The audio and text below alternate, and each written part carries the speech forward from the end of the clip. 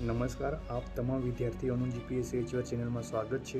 આજે પર્યાવરણ અને જૈવ વિવિધતા ટોપિક પર જુલાઈ-ઓગસ્ટ મહિનાનું આઈએમપી કરંટ અફેર પર આપણે ચર્ચા કરવાની છે। તો ચાલો સ્ટાર્ટ કરીએ। ક્વેશ્ચન 1, પલામુ ટાઈગર રિઝર્વ કયા રાજ્યમાં આવેલું છે, જે હાલમાં સમાચારમાં હતું? જવાબ છે ઝારખંડ। પ્રશ્ન 2, હાલમાં સમાચારમાં પોર્ટુલાકા ભારત એ શું છે? ઉત્તર છે ફૂલોવાળી વનસ્પતિની પ્રજાતિ, જે જયપુર રાજસ્થાનમાં જોવા મળી છે। ક્વેશ્ચન 3, 5 જૂન વિશ્વ પર્યાવરણ દિવસના અવસર પર ભારતના કયા વેટલેન્ડને રામસર સૂચિમાં સમાવેશ કરવામાં આવ્યો છે? જવાબ છે ખીચન અને મેનાર વેટલેન્ડ, જે બંને રાજસ્થાનમાં આવેલા છે। પ્રશ્ન 4, નેચર જર્નલના અધ્યયન અનુસાર કયા સ્થળે ડાયનોસોરની નવી પ્રજાતિની શોધ થઈ છે? ઉત્તર છે Mongolia.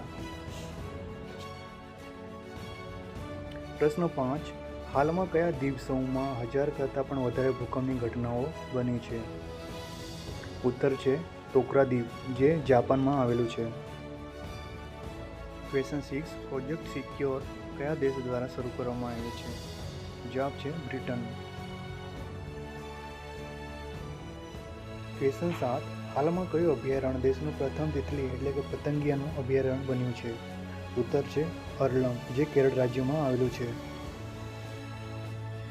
Question 8, global wetland Outlook 2025 report હાલમાં કઈ સંસ્થાએ પ્રકાશિત કરેલ છે? ઉત્તર છે રામસર કન્વેન્શન સચિવાલય, જે ઈરાન ખાતે આવેલું છે।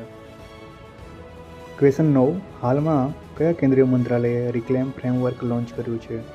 ઉત્તર છે કોયલા મંત્રાલય। નેક્સ્ટ ક્વેશ્ચન 10, રામસર સાઇટ શું છે જે હાલમાં સમાચારમાં હતું? ઉત્તર છે એવી આર્દ્રભૂમિ કે વેટલેન્ડ જેને વર્ષ 1971માં ઈરાનના રામસર શહેરમાં થયેલા રામસર સંમેલનના અંતર્ગત આંતરરાષ્ટ્રીય મહત્વનો દરજ્જો આપવામાં આવે છે। ક્વેશ્ચન 11, ગ્રેટ હોર્નબિલ પક્ષી કયા રાજ્યનું રાજ્ય પક્ષી તરીકે ઘોષિત કરવામાં આવ્યું છે? જવાબ છે કેરળ અને અરુણાચલ પ્રદેશ। ક્વેશ્ચન 12, ભારતનું કયું રાજ્ય ઉત્તરદાયી પર્યટન નીતિ લાગુ કરનાર પ્રથમ રાજ્ય છે? ઉત્તર છે કેરળ રાજ્ય। પ્રશ્ન 13, 16મી સિંહ વસ્તી ગણના 2025 અનુસાર ગુજરાતમાં સિંહોની સંખ્યા કેટલી નોંધાઈ છે? ઉત્તર છે 891।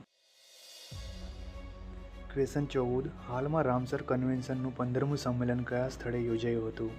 ઉત્તર છે ઝિમ્બાબ્વે। ક્વેશ્ચન 15, જળવાયુ પરિવર્તન પર પેરિસ સમજૂતીના અનુચ્છેદ 6.2 અંતર્ગત ભારતે કયા દેશ સાથે સંયુક્ત ઋણતંત્ર માટે સમજૂતી કરી છે? જવાબ છે જાપાન। હોપ આ તમામ પ્રશ્નો આપ સૌને ઉપયોગી થશે એવી આશા રાખું છું। Thank you for watching.